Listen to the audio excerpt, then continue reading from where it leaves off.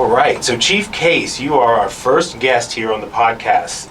Tell us why you wanted to launch this podcast for the department and the community. Wow, that's a great question. It's really important for us to communicate with not only our firefighters on the inside, but also our community out there. Unfortunately, when they call us, it's usually because something bad is going on, and we want them to hear from us so they can know more about the fire department in a situation that's not so stressful for them. We want our firefighters to know what's going on as well. So this is our mechanism to create this podcast so that they can hear firsthand tidbits about what the Asheville Fire Department is and what's going on within our organization. And Chief, you've been with the department for a little over 2 years now. Let's talk a little bit about your fire service history. How did your fire career get started? Wow, I'm going on 40 years now in the fire service. So I started in 1986 as a volunteer out of high school, and very quickly really found out that I loved that calling. Became a part-time firefighter for a local department near my hometown, and then wanted to do it more and more and more, and got hired full-time for a small department just outside of Cincinnati, and stayed there a couple years, and then got hired with Cincinnati in 1990 as a full-time firefighter. I loved that job, and not too long after that I started working my way up the ranks and really just dove in full speed to that organization, and retired after 34 years full-time service with them, and needed another job. And so I started looking around, and I found online a bunch of other departments that were looking for chief officers, and really wanted to come to the mountains. I've had a calling to the mountains for a big chunk of my life. I was an avid backpacker for a long time, and used to come down to Asheville to hike the Appalachian Trail and some of the other mountains around here. So when this job opened up, it just seemed like a great fit. Perfect. Early on in your career, is there a call that really just stands out in your mind that is just one that's going to be with you for the rest of your life, or something that happened at your job that just really stands out? Well, I think every firefighter throughout their career has those calls, and most of them, unfortunately, we see a lot of bad stuff, and so most of our firefighters, they hold that stuff inside. But one thing I will say about the calls that I've made in my career that have really drawn me to this career, if you will, is how all of those calls bring the community of firefighters working together even stronger. And I joke about it, I talk about it, and I mean it, that our career is a family. You have your family at home, but those calls going all the time together to make somebody's worst day of their life better makes you as a group of firefighters on a fire truck even stronger and more of a family. So if I were to answer your question, I would say all the calls together made me realize how great a family this is, and how this job is a calling as well.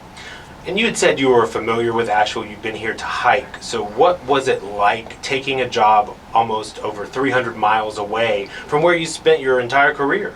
Yeah, leaving Cincinnati was a hard call. It was a tough decision.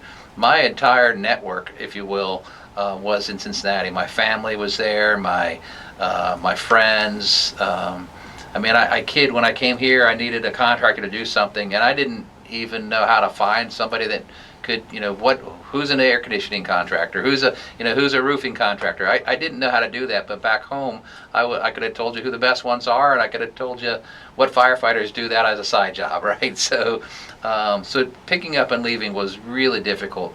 I knew one person in this community, and I communicated with him quite a bit before coming here, and he was a huge help. He helped me understand what Asheville was and how it is a different community than other communities, and he helped me understand what I already knew, and the fact that the people here are great, and the organization itself was a really well-respected organization. And when you decided to take the position as fire chief, how did you familiarize yourself with the department, our firefighters, and their vision for the future? So when I first was offered the job, it was in, I want to say, August, September, but I couldn't start until January.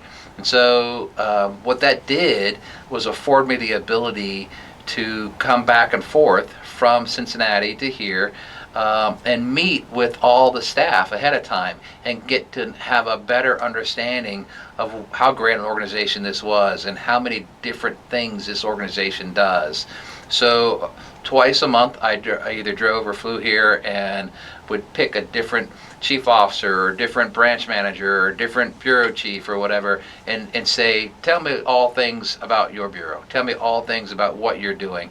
What would you change? What would make it better? And I just continued to do that for those 3 months or so leading up to my start date.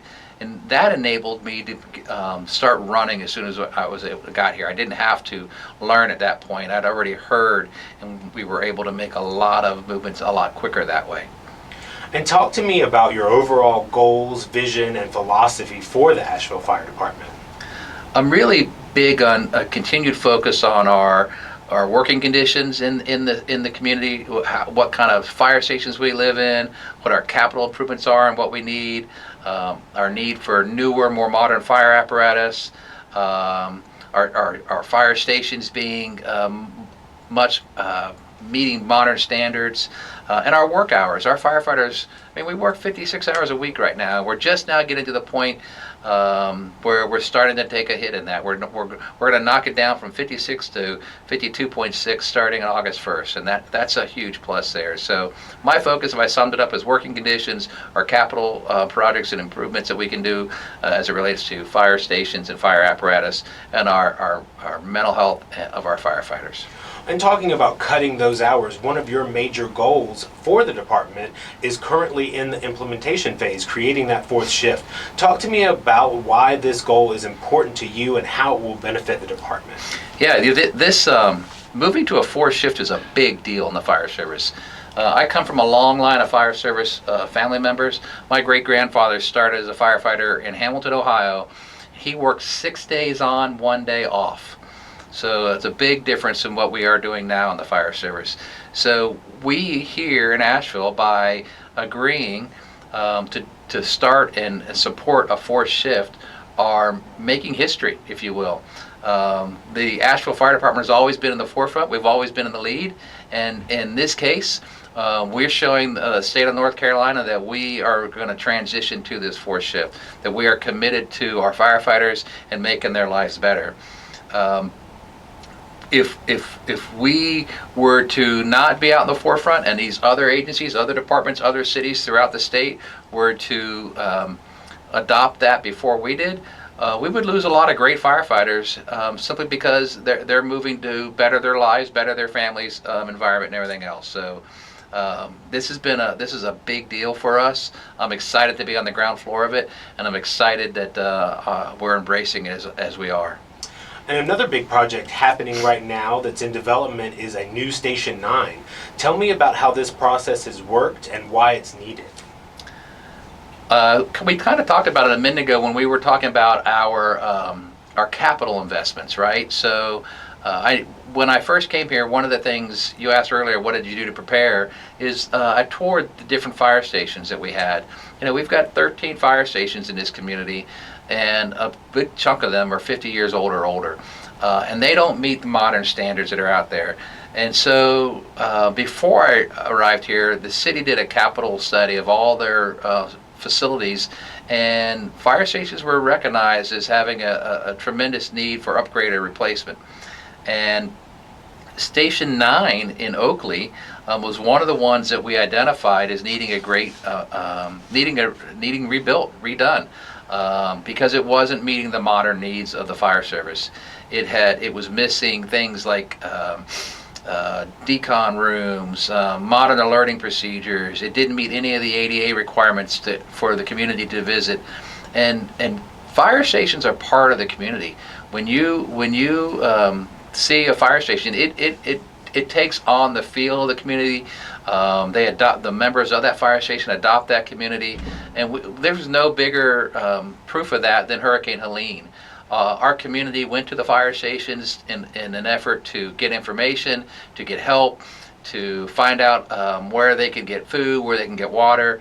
And Station 9 in Oakley is a small place with very little parking and very little ability to support the community around them. They did a great job while they were there. Those firefighters went over and above, but now we're investing back in the community, and we're putting up a modern facility that has a ton of different assets in it that can support the needs of the people that we want to be there for. And the department recently conducted an internal command climate survey. Can you talk to me about where we are with that right now? Certainly, it's real important as an organization for us to get the pulse of our firefighters and of our members, and how they feel that things are going, and what giving them some input into what's important to them as well. It does me no good to sit in my office in fire headquarters and say, I think we should do this, or I think we should do that. It's better for me to hear from our firefighters, this is what's important to us.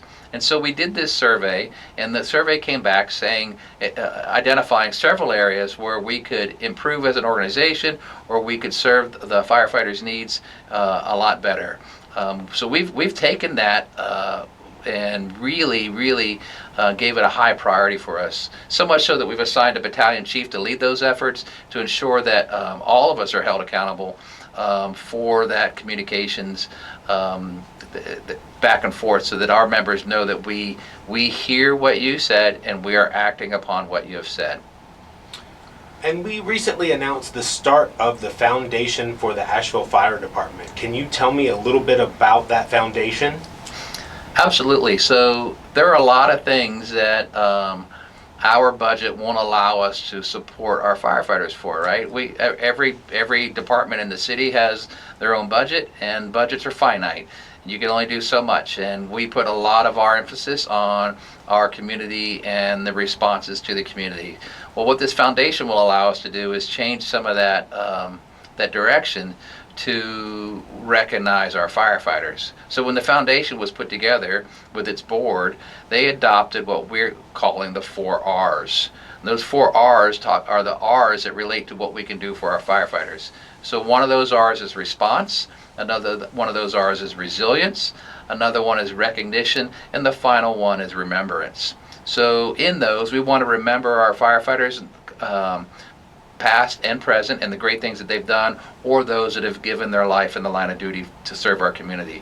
We also want to be able to recognize our firefighters for the great work that they're doing by providing them with opportunities to have off-duty get-togethers, or have the annual recognition banquet where we can celebrate their promotions and in front of their families. We can celebrate the awards that they've earned through hard work throughout the year. And then with resilience, we want to look at a couple different things. Resilience for our community, resilience for our firefighters, in case there's another storm and we can help them out with things like that. But also resilience refers to their mental health as well. This is a tough job, and our firefighters see a lot of things that cause them to hold a lot of things inside. And over time that eats at you and causes a lot of health issues, mental health issues. So we want to, through this foundation, support them by creating different resilience methods that can help them have a healthy career. And finally, in response, there are a lot of things that this foundation can do to support our firefighters that we can turn right back into our community and the way we respond and the equipment we respond with and things like that. So this foundation, its actual name is the Foundation for the Asheville Fire Department. They have created a website called foundationafd.org is how you can find them. And in that right now, it's in its very early stages. It was just formed in last May. That website will show you the board members. It will show you a way to donate, if you will, at some point. But this whole purpose of this is to be able to give back to our firefighters and in return give to our community.